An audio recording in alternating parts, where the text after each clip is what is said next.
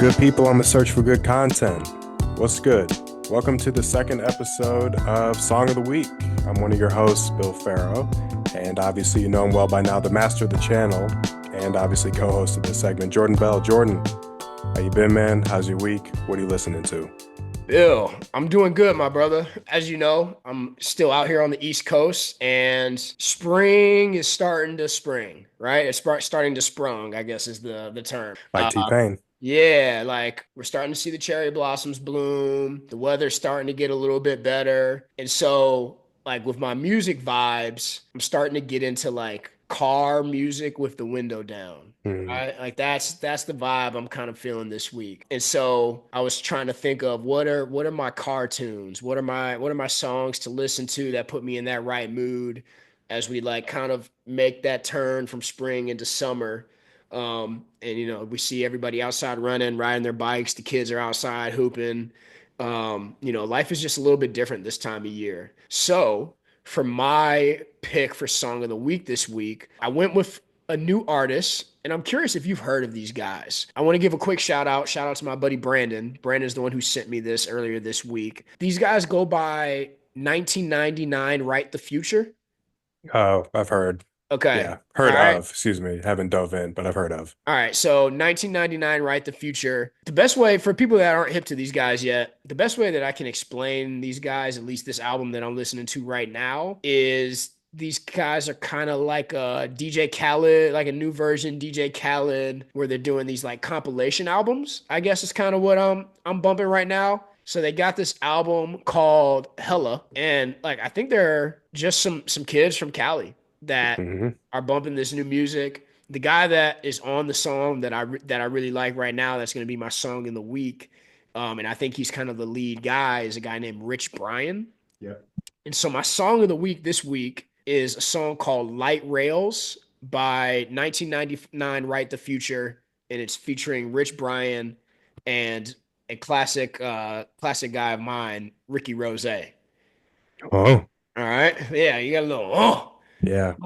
Rich Brian's been around for a little bit too, but he's been a little bit less active. A little bit, we'll say a number of years. Because I can't remember what fucking song put him on, but it was towards the tail end of the blog era, if I remember correctly. But Okay.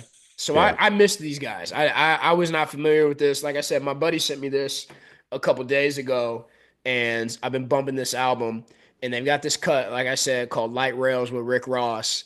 And it's got this kind of up tempo beat with like a nice bass in the back. And then it's got this like I don't know if this is the right term, but like chipmunk soul kind of noise going on in the background, like chipmunk neo soul maybe is the term, and then it's got the classic Rick Ross punchline 16 bars, right? Like he's not talking about shit in this verse, but Sounds like him. it's classic Ross, right? Like he starts off his verse by calling himself Ricky Ravioli, which is perfect. Um, the first couple bars are just top down, my smoke thick, free throws I don't miss, right? Not talking about shit, but it's just Ricky Rose being Ricky Rose. And it just gets me in the mood to ride around with my windows down and stun on these hoes a little bit. Hmm. It's like some good club music. It's a quick song. It's like 2.5 minutes. Rich Brian's got a nice little verse on there, but I'm a sucker for Rick Ross just trying to make me feel like I'm cooler than I really am, right? Larger than life, man. Yeah, like it makes me feel like I could be the type of guy that sits in a hot tub in Miami with like eight beautiful women and a stogie. And the people that know me know that that is not my vibe at all. But Rick Ross makes me feel like I can be that type of vibe. This is a classic Rick Ross verse for that. So my song of the week is Light Rails by 1999 Write the Future, Rick Ross and Rich Brian. Oh, Oh, cool. Ricky Cool, Ricky man. Ricky Ravioli. I realized I downloaded that album and listened to it a while back and totally forgot it was in my lexicon. So, yeah, yeah, familiar. I remember liking that project a little bit. Cool, man. Yeah, there's some Um, bangers on. They got your boy Smino's on this project. They got Always. they got Busta Rhymes. Mm. I almost went with the song that they have with is it Souls of Mischief? No, there's a song with De La Soul that's really good on here called "Long in the Tooth." This is an interesting project, man. If you're not familiar with this project, check this out. They got some different sounds on here. Shouts out to whoever did the beat on Light Rails. It's a really cool beat. They've got some really interesting instrumentals on this. This is an interesting album, and like it's almost an hour and a half of music. There's 24 tracks on this project, so check that out. And again, like I may not be that new. Like they've definitely got some listeners on Spotify, but 1999, Write the Future. Check them boys out. Good shit. Nice pick. I'm gonna go in a little bit of a different direction. Okay. This is an artist, I believe, born in Florida, but she's multicultural. Okay. Her name is Naika or Naika, Naika. I'm not too familiar with her catalog outside of this one song. They came out in 2021, but it's always stayed in rotation. I believe I picked it up about a month after it released. But one of the reasons I love this song is the story behind it. You just, as I do sometimes, scour the corners of the internet for interesting tidbits and found Naka. And this song is called For Gerard. It's pronounced differently because it's her great uncle who is from Haiti, if I remember correctly. Okay. And so she's a musician, and her mom used to talk about her uncle Gerard and how he, while they were living in Haiti, huge personality, but also had this accident happened where he fell on his face or chin and chipped his front tooth.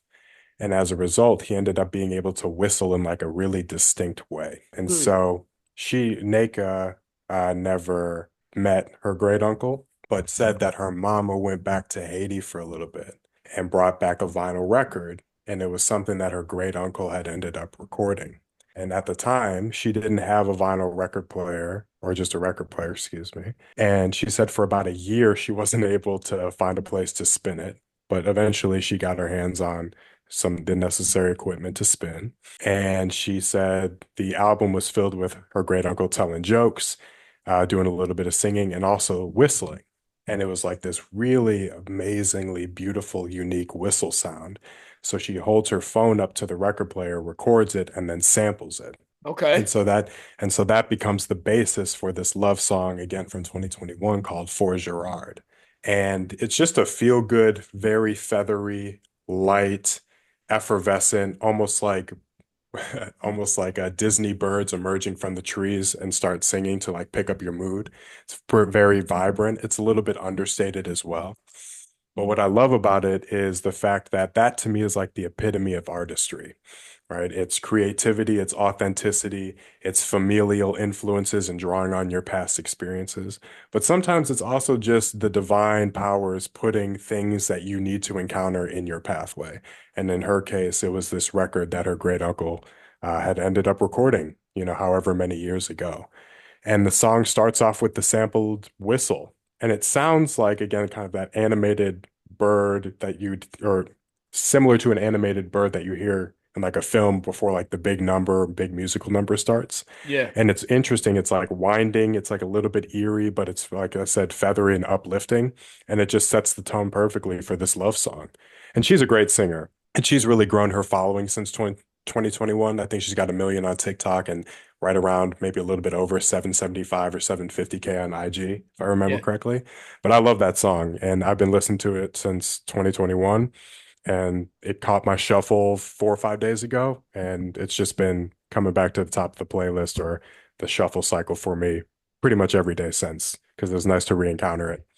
When you're listening to music, because you're really good at you describe music really well, really well. It's one of the reasons why I like listening to your podcast with Dave, the Hit Cycle. Like your first listen, like do you have a process when you're tapping into new music? Like you describe sound really well, Thanks. right? Yeah. So like what do you listen? What are you listening for? I think for me, the first thing I do is I try to be as hands off with the listen as possible. Okay. All right. So I'm not looking for if it's an artist I'm hyper familiar with. I'm not looking for anything in particular, like, oh, this is the signature, you know, like Rick Rose or Right. Rick Ross, Right. excuse me. I'm not looking for any of that because I think that music properly, it's like somebody once upon a time said, I can't remember, like music is how we decorate time. And it's like this it's this moment, and the artist has the right to be autonomous in whatever phase of life they're living. Right. Sure. That's how you can get, well, we'll talk about Kendrick since he had a huge 2024 and is continuing to have a big 2025. Section 80 is so much, Kendrick Lamar EP is so different than Overly Dedicated, is so different than Section 80, is so different than Good Kid, Mad City, is so different than To Pimp a Butterfly. 10-year anniversary was a couple days ago, and so on and so forth. And so when I listen to music, I just try to absorb everything for what it is. And I be as unbiased in my listen as I can. And then my natural attempts at my own songwriting and just being creative with my little comic book story that I'm working on, and even cooking because I like to cook and I'm getting pretty good at it. Like it all just kind of fuses in my head, Yeah. and I start pulling out these weird metaphors on how it's supposed to sound. So I think I give the artist enough freedom to be like, yeah, if you want to present something new to me, I will not judge it. And then I start inserting my own little personal connections to it. Yeah. Yeah.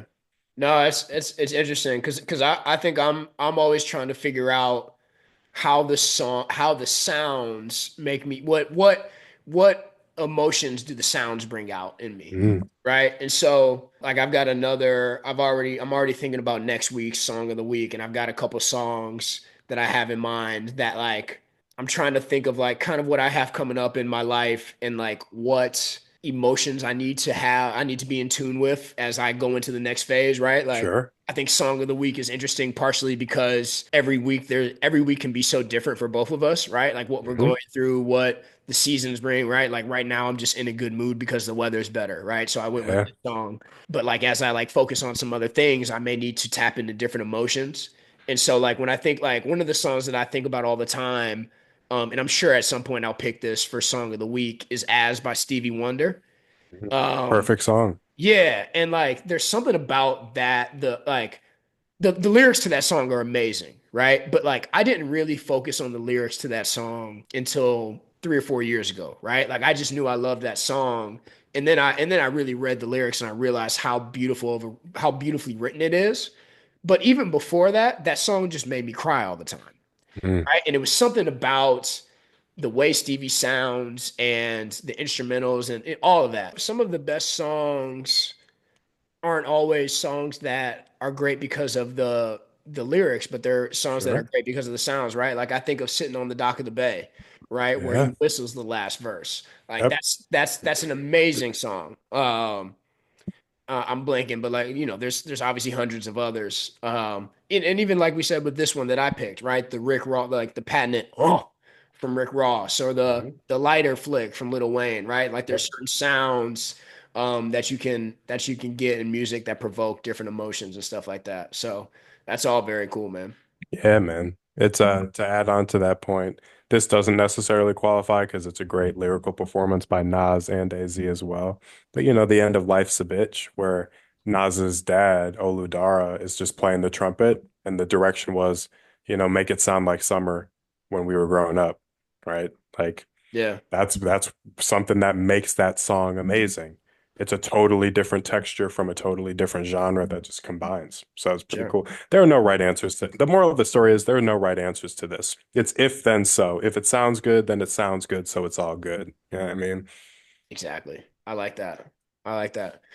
Well, do you have anything else for song of the week, Bill? Any other thoughts before we get out of here? Nah, man, I think I love doing this, just breaking down. It also just allows us to reflect on the week. I know this is a little bit longer of an episode just because we got into the nitty-gritty, which is always fun. But Yeah. I like doing this segment with you, man, just because we live very distinctly unique lives of our own. And so we hear and feel different things. And so this list that you're compiling on Spotify is just distinctly different.